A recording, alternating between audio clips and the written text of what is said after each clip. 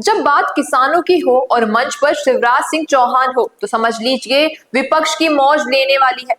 नमस्कार, मैं गीता सोनी, आप देख रहे हैं संवाद भारत का भारत के लिए। राज्यसभा में शिवराज सिंह चौहान ने विपक्ष पर ऐसा हमला बोला कि पूरे सदन में सन्नाटा छा गया। उन्होंने साफ कहा, विपक्ष भ्रम फैलाने में मास्टर है, लेकिन असली सवाल ये है कि बेगूसराय के मक्का अनुसंधान केंद्र पर क्या साजिश चल रही थी।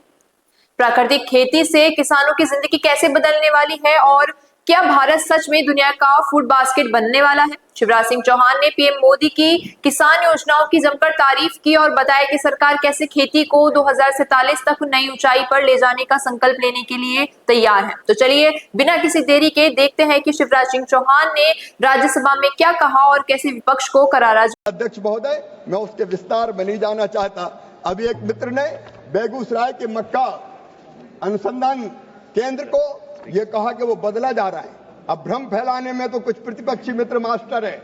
मैं कहना चाहता हूं माननीय अध्यक्ष महोदय, बेगूसराय में जो मक्का का अनुसंधान केंद्र है वो बेगूसराय बिहार में ही रहेगा, वो नहीं बदला जाएगा। कर्नाटक के लिए हम अलग से संस्थान खोलने का काम करेंगे। ये मोदी सरकार है, मोदी है तो मुमकिन है, हम छीनते नहीं है, नया खोलने का काम करते हैं। और ऐसे ही माननीय अध्यक्ष महोदय, इस नए बजट में सबसे बड़ी एक बात जो है, प्राकृतिक खेती के मिशन को स्वीकृत किया गया है। मैं बधाई देना चाहता हूं, धन्यवाद देना चाहता हूं प्रधानमंत्री नरेंद्र मोदी जी को। वो केवल आज की नहीं सोचते, कल की भी सोचते हैं, आने वाली पीढ़ियों के भविष्य की भी सोचते हैं।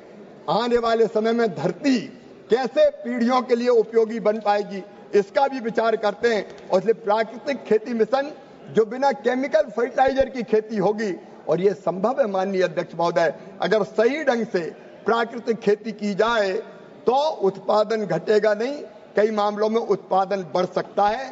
मोदी जी की ये पहल धरती को बचाएगी केमिकल फर्टिलाइजर के प्रभाव के कारण जो धरती का स्वास्थ्य खराब हो रहा है और आज हमारा स्वास्थ्य भी बिगड़ रहा है, उससे बचाने की पहल की है। माननीय अध्यक्ष महोदय, इस बजट में ये मोदी विजन ही है, पीएम धन धान्य कृषि योजना बनी है।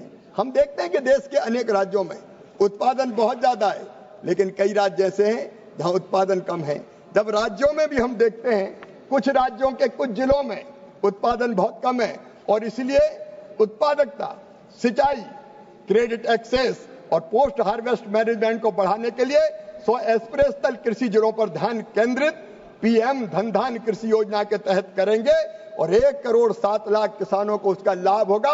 बिहार के लोगों ने बात की थी, तो बिहार को भी निश्चित तौर पर उसका लाभ मिलेगा। माननीय अध्यक्ष महोदय, ऐसी अनेकों पहले दलहन और तिलहन के मामले में आत्मनिर्भरता के लिए मिशन, फलों और सब्जियों के लिए व्यापक कार्यक्रम, राष्ट्रीय उच्च उपज बीज मिशन, कपास उत्पादकता मिशन, ये भी बनाने का ये भी घोषणाएं इस बजट में की गई है। माननीय अध्यक्ष महोदय, समय की सीमा के कारण मैं निवेदन करना चाहता हूं कि आज भारत की कृषि की जो विकास दर है वो लगभग 5% के आसपास है, agriculture and allied sector.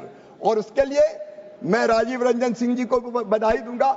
Animal husbandry और मत्स्य पालन के मामले में, सहकारिता के क्षेत्र में जो बेहतर काम हो रहा है, मैं गृह मंत्री और सहकारिता मंत्री जी को बधाई दूंगा। 5% एग्रीकल्चर एंड एलाइड सेक्टर की ग्रोथ अपने आप में एक विश्व में चमत्कार है। ये 2-3% से ज्यादा नहीं होती। ये भी मोदी जी के मिशन का ही, उनके विजन का ही परिणाम है। माननीय अध्यक्ष महोदय, मैं अंत में, चूंकि आपने कहा कि 5:55 पर मुझे समाप्त करना होगा, मैं सदन को फिर से अवगत कराना चाहूंगा। प्रधानमंत्री जी नरेंद्र मोदी जी के नेतृत्व में एनडीए सरकार किसान कल्याण के लिए पूरी तरह से समर्पित है। मैं फिर यह कहना चाहता हूं कि कृषि भारतीय अर्थव्यवस्था की रीढ़ है और किसानों का कल्याण हमारे लिए सबसे प्रथम है।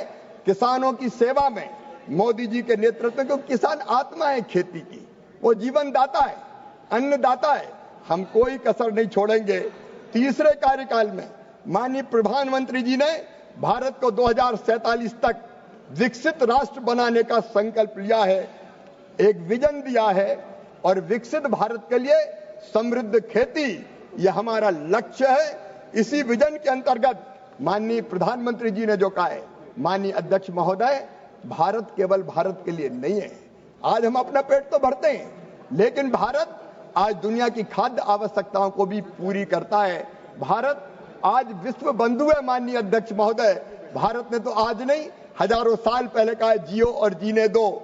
ये हम ही हैं जिनके ऋषियों ने हजारों साल पहले कहा, अयम निजम परो वेत्ति गणना लघु चेत साम उदार चरिता नाम तू वसुदैव कुटुंबकम। ये मेरा है, ये तेरा है। ये सोच छोटे दिल वालों का होता है, जो विशाल हृदय के होते हैं। वो तो कहते हैं सारी दुनिया ही एक परिवार है। सारी दुनिया को परिवार मानने वाला भारत का लक्ष्य है कि हम कृषि सेक्टर को अंतर्राष्ट्रीय स्तर पर प्रतिस्पर्धात्मक तो बनाएंगे ही, लेकिन दुनिया का फूड बास्केट भी भारत को बनाएंगे। आज भी माननीय अध्यक्ष महोदय, हमारा चावल लगभग 50,000 करोड़ का बासमती चावल हम निर्यात कर रहे हैं, और अमेरिका हो या कनाडा हो, बिना भारत के बासमती के काम चलता नहीं है। एमपी बीट की गूंज आज पूरे देश में, पूरी दुनिया में सुनाई देती है। माननीय अध्यक्ष महोदय, हमारे सामने इस समय जो चुनौतियां हैं, उनका मुकाबला करने के लिए हम लोगों ने कुछ विशेष योजनाएं बनाई है। माननीय अध्यक्ष महोदय, भारत की खाद्य तेलों के आयात पर अत्यधिक निर्भरता है, जिससे कीमतों में उतार चढ़ाव और विदेशी मुद्रा आउटफ्लो होता है। निर्भरता को कम करने और घरेलू उत्पादन को बढ़ावा देने के लिए सरकार ने तिलहन पर राष्ट्रीय मिशन शुरू किया है, जिस पर ध्यान केंद्रित किया गया है। उपयुक्त कृषि जलवायु क्षेत्रों में तिलहन की खेती का हम विस्तार करेंगे। उच्च उपज, जलवायु अनुकूल बीज की किस्मों को बढ़ावा देंगे। किसानों को प्रोत्साहित करने के लिए सरकारी एजेंसियों के माध्यम से सुनिश्चित खरीद करेंगे। और माननीय अध्यक्ष महोदय, दलहनों के लिए भी इसी तरह से लगातार हमारे प्रयास चल रहे हैं। 6 साल का दलहन आत्मनिर्भरता मिशन है, जिसमें हमने तुअर, उड़द और मसूर पर ध्यान केंद्रित किया है। नेफेड और एनसीसीएफ द्वारा उच्च खरीद और किसानों को स्थिर मूल्य प्रदान करने की हमारी गारंटी है। प्रोटीन सामग्री और सूखा प्रतिरोध बढ़ाने के लिए अनुसंधान संचालित बीजों का विकास किया जाएगा। दलहन उत्पादन क्षेत्रों का विस्तार किया जाएगा। और दूसरे माननीय अध्यक्ष महोदय, खेती में हम वैज्ञानिक हस्तक्षेपों को अपनाने का काम करेंगे। जलवायु परिवर्तन, अनिश्चित मौसम पैटर्न और मिट्टी का क्षरण किसानों के लिए गंभीर जोखिम पैदा करता है। इन चुनौतियों का समाधान करने के लिए हम इस पर पहले से ध्यान केंद्रित कर रहे हैं। और इसलिए माननीय अध्यक्ष महोदय, उच्च जलवायु अनुकूल फसलें जो सूखे, बाढ़ और तापमान में उतार चढ़ाव का सामना कर सकती है, उनकी हम किस्में तैयार करने का प्रयास करेंगे। उच्च उपज, कीट प्रतिरोधी बीज किस्मों के लिए आईसीआर के नेतृत्व वाला अनुसंधान कार्यक्रम चलाया जाएगा। यह सुनिश्चित करने के लिए कि एआई, रिमोट सेंसिंग, एलओटी का उपयोग करके हम सटीक खेती तकनीकी, बेहतर संसाधन उपयोग और कम लागत के साथ उच्च उत्पादकता सुनिश्चित करने का काम करेंगे। कृषि मशीनीकरण का विस्तार भी हमारा लक्ष्य है।